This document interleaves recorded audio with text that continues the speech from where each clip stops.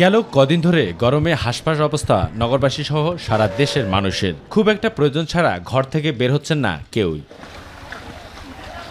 আর এমন প্রেক্ষাপটে কেন এত গরম আর তার প্রবাহ কেন, তার ব্যাখ্যা দেন আবহাওয়াবিদ ডক্টর মোহাম্মদ আবুল কালাম মল্লিক। বাংলাদেশের ক্লাইমেটোলজি হলো মার্চ, এপ্রিল এবং মে মাস উত্তপ্ত মাস।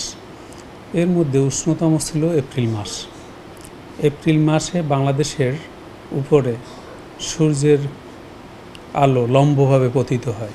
তবে এই গরম ও ভ্যাপসা আবহাওয়া আরও কতদিন থাকবে এবং কোন কোন এলাকার উপর দিয়ে বেশি বয়ে যাবে তারও ব্যাখ্যা দেন এই আবহাওয়াবিদ। এই যে বিদ্যমান তাপপ্রবাহ এবং তাপমাত্রার যে ঊর্ধ্বগতি, সেটা আগামী 27 তারিখ পর্যন্ত থাকবে। 27 তারিখের পরে অর্থাৎ 27 এপ্রিলের পরে আবার বাংলাদেশে ফার্স্ট উইকের মে মাস পর্যন্ত অস্থায়ীভাবে দমকা বাতাস এবং ঝোড়ো হাওয়া সহ বৃষ্টি অথবা বজ্রঝড় বৃষ্টি হতে পারে। তবে গরম থেকে বাঁচতে সচেতন হওয়ার কোনো বিকল্প নেই বলে মনে করেন শহীদ সোহরাওয়ার্দী মেডিকেল কলেজের চিকিৎসক ডক্টর মোহাম্মদ বিন মিজান। চেষ্টা করব ছায়াযুক্ত স্থানে থাকতে, ঘরের ভিতরে অবস্থান করতে, এবং বাইরের যেই কাজগুলো যখন রোদ কম থাকে, সকালের ভোরের অংশে অথবা বিকালের অংশে সেই অংশে কাজ করতে।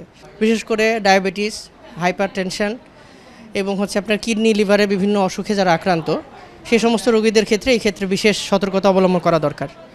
প্রচুর পরিমাণে পানি জাতীয় তরল খাবার আমরা গ্রহণ করব। আবু সতপু, মাই টিভি, ঢাকা।